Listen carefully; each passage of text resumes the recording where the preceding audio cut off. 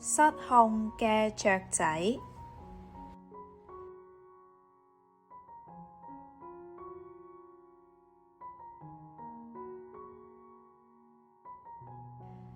今日 Raji 唔使返學，所以去咗公園野餐。佢好鍾意坐喺草地，一邊食嘢，一邊望住天空。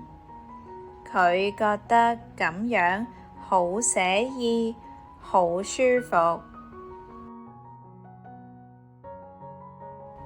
不過，今日同平時嘅野餐有啲唔同，因為佢食下嘅時候嚟咗一位不速之客，一隻全身黑麻麻嘅雀仔飛到 Raji 面前。雀仔同 Raji 你眼望我眼。Raji 見隻雀仔流晒口水咁，似乎好肚餓。不過 Raji 知道唔可以亂餵野生動物，所以都冇諗住分享自己啲食物俾雀仔。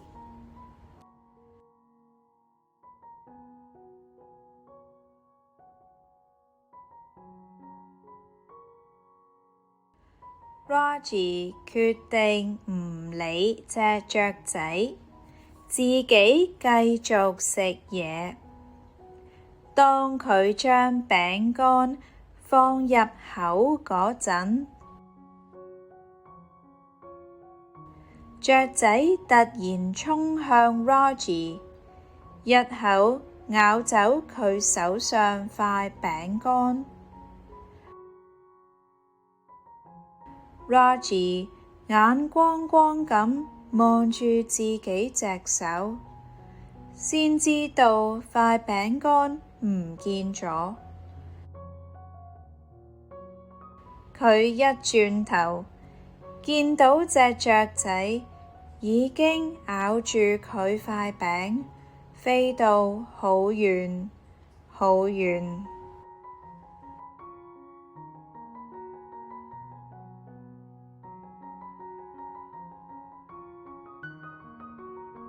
Raji 唔甘心自己嘅食物俾佢搶走，即刻去追雀仔。雖然雀仔飛得快，但 Raji 都跑得唔慢。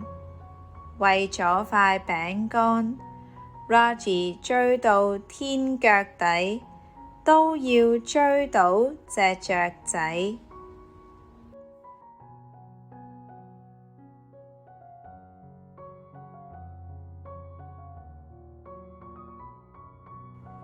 咪走啊！ Raji 一邊追一邊大叫。雀仔原本以為自己已經得手，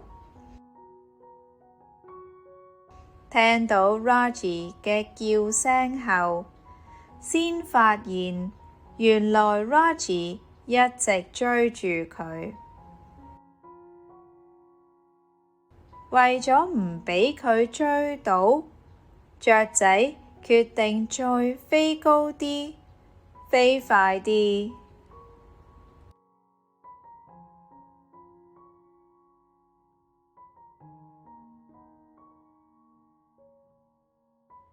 點知雀仔飛得太快，唔小心撞到啲建築物。香港有好多高樓大廈，雀仔飛嘅時候，一個唔小心就好易撞親。雀仔冚到個頭，暈一暈，喺高空直墮。Roger 見佢就嚟跌中 Salim， 即刻叫 Salim 小心。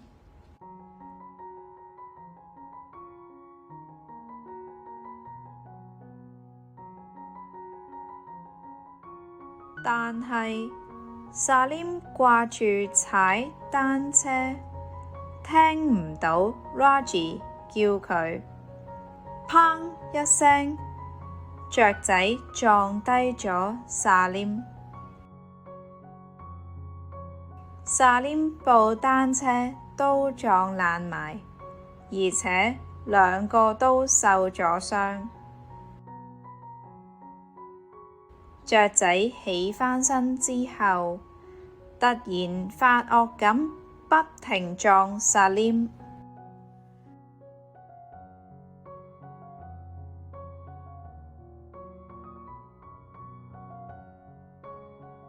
之後怪事就發生啦，雀仔個樣變得越嚟越兇暴，身體都越變越大，由細細隻嘅雀仔變成一隻好強壯嘅巨鳥。Salim 話佢睇開卡通片，知道好多角色喺嬲嘅時候都會變得特別兇猛強悍。佢同 Roger 都好驚，唔知點算。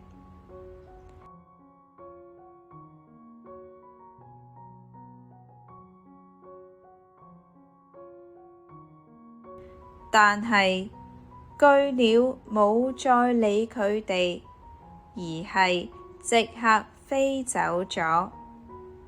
Roger 同 Salim 都唔知佢會飛去邊，擔心佢會傷到其他人，所以都追住佢。巨鳥飛到一個市集，呢度有好多人，好熱鬧。巨鳥不斷向周圍衝撞，現場一片混亂。因為巨鳥動作太快，市集啲人都阻止唔到佢。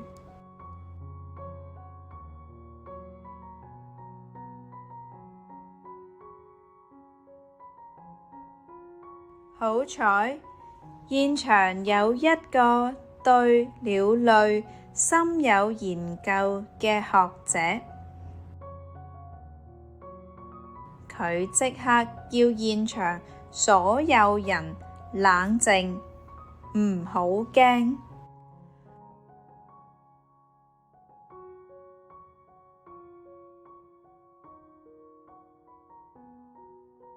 Roger 同 Salim 走去學者身邊，想聽下學者有咩見解。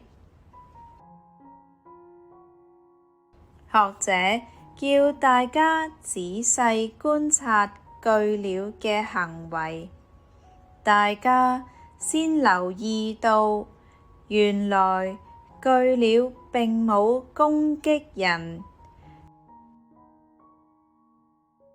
只係喺度好急切咁周圍揾食物。呢個時候，Roger 同 Salim 至諗起巨鳥之所以咁急，係因為佢撞跌薩黏嘅時候，整爛埋塊餅乾，而佢實在太肚餓啦，所以至急住過嚟搵食物。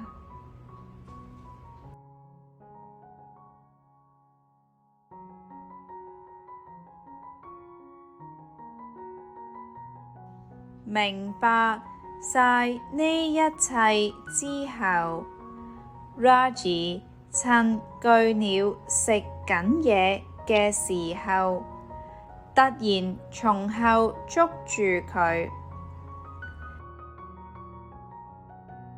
你唔好再喺度搞住人哋啦！你嚟我屋企，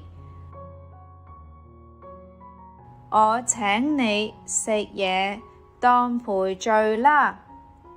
Raji 同佢講。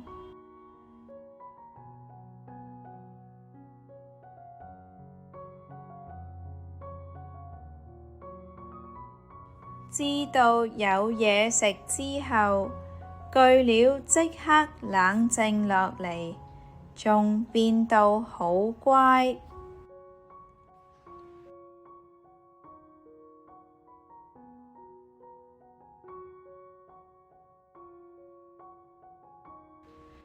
之後，Raji 帶巨鳥去佢屋企，仲請佢食咗餐勁嘅，巨鳥好開心。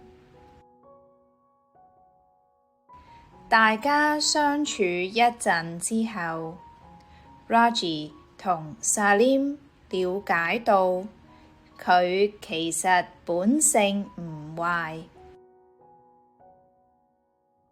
仲好溫順聽話添。